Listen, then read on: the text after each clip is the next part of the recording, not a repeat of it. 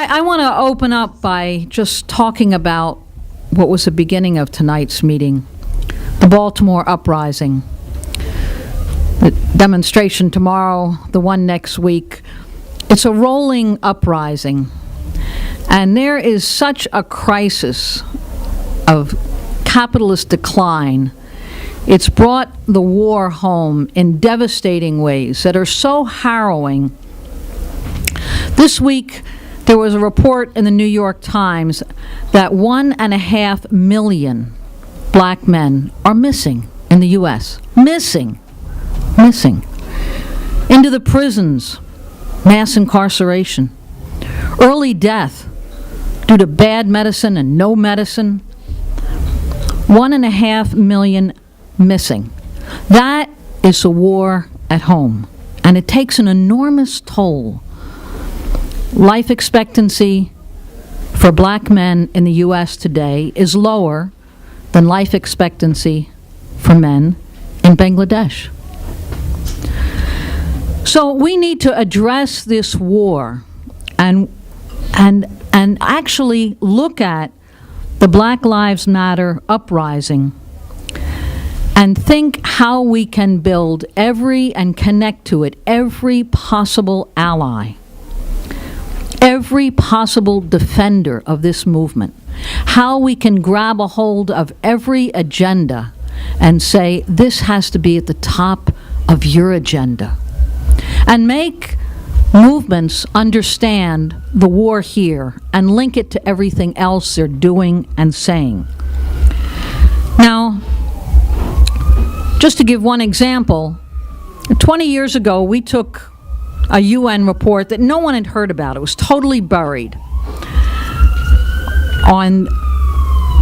It said that 500,000 children in Iraq had died from the U.S. sanctions.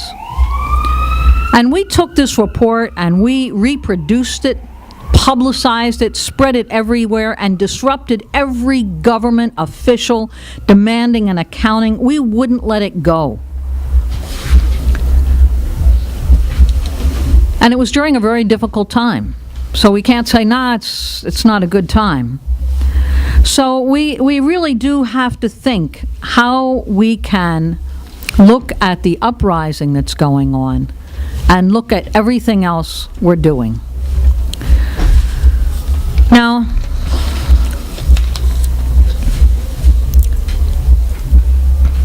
we're engaged in a big conference. It's going to be in 2 weeks. And it's a conference of the United National Anti-War Coalition. Secaucus, New Jersey, as we said, 20 minutes by bus from Port Authority. And it's a conference that's worthy of a great deal of attention, but because it's an opportunity that doesn't come often, and that is to put the anti-war movement on a different footing and to refocus the movement. And I really do hope that everyone here can see the potential to do that. We have to change the discussion in a really serious way.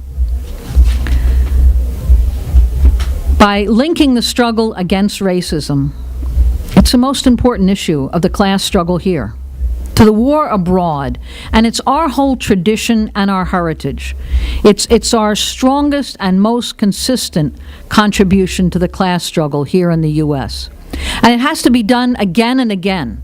We can't say, been there, done that. Can't do that. We can't rest on past victories and past struggles. We can't say, well, more than 40 years ago in the movement against the Vietnam War, we were the force that really raised the slogan, stop the war against black America, and made that link and brought it in to the movement as a whole. We can't say, well, Workers' World did this some 30 years ago with the People's Anti-War Mobilization and the All People's Congress, and linked it from a demonstration at the Pentagon to the war on the cities and the that was the Reagan program. We sought to really help build and encourage big coalitions, not just ourselves, but coalitions that had an agenda of always talking about the war here and the war abroad, and it's the same.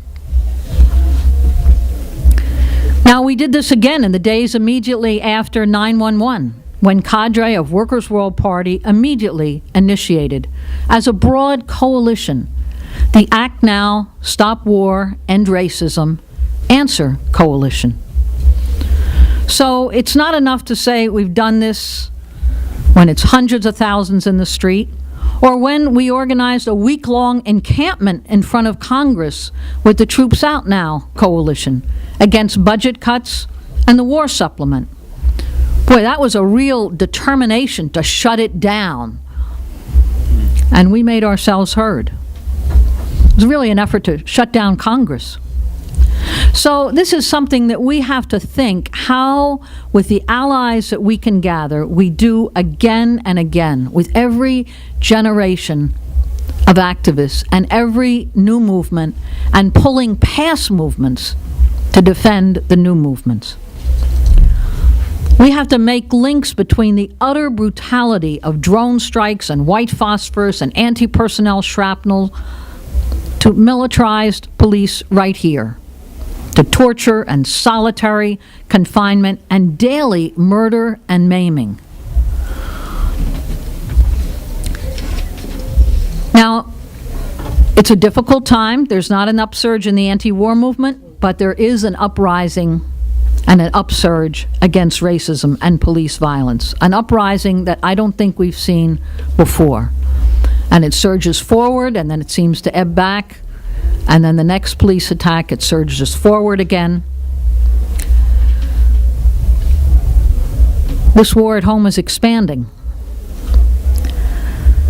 And the wars abroad, it's part of the real crisis of capitalism in its age of decay, are expanding relentlessly throughout Africa, throughout the Middle East, Syria to Yemen, Ukraine. The scale and the volume of massive destabilization, targeting civilian infrastructure. So, the most interesting thing about building for this conference in 2 weeks is how excited, particularly allies of past movements, but who represent the oppressed here, are about this conference. And that's what's most important. Now, hopefully by the end of this video, at the end of this talk, we'll see a little 1-minute video that Black Wax made for us. It's sort of all that now GoPro radio, sort of spreading all around. Black Agenda Report this week made their whole program on the UNAC Conference and have been very strongly pushing it. We know that PAM Africa, Ramona Africa, their youth hip-hop group, a lot of forces, even though they have a big day on May 13th in Philadelphia, are coming to this conference, this anti-war conference. I was out in Newark with Sahai with People's Organization for Progress last week. They voted unanimously to endorse this. And not only to endorse it, but to actually take on a big role in the conference of doing some of the registration, the security, the organization, and they have the real forces to do that. That's a huge, huge step. The young teacher who was being fired for her third grade class sending letters to Mumia, she's going to be there. We have forces like Action 21 in New York, in New Jersey, Jersey City, who've translated the flyer. Comrade Ramiro made a wonderful youth leaflet, has one headline: Education, U.S. ranks 57th in the world, below any industrialized country and most of the developing world, and #1 in militarism and prisons. That is the war that we're facing. There's been a very important response from our Venezuelan and Honduran and Philippine allies. They identify with this conference because it's put them at the front. There's a call-in coming from 2 of the Cuba 5 who are Skyping in from Cuba because they think this is an important place to be.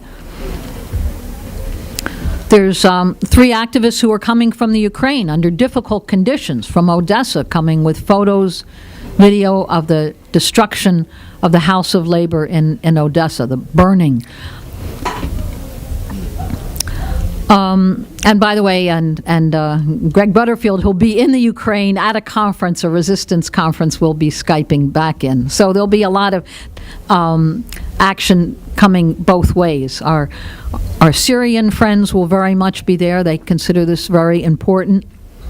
Saturday evening, we're going to take what's really been the testimony on our practice with organizing tribunals against police violence, and that will be the Saturday evening suggestion, and that was a recommendation that Larry Holmes had raised. It's going to be talking about police violence. There's 3 speakers coming from Ferguson. There's other forces from here in New York and New Jersey. A mother whose son was killed by the police in Irvington, New Jersey, and from the People's Power movement here. There's a project and a proposal from the youth for continuing action along with their own leaflet. So there's a lot going on with this conference that we really want to bring to everyone's attention here. And while keeping in mind this is going to be an intense week next week between May Day, now May 2nd, but it's too important what's happening for us to get tired. We have to reach out and change the discussion everywhere in the country, everywhere. And every political movement, we have to pull them in to talk about the war right here. And that's how we're going to change the agenda. And that's a contribution. So.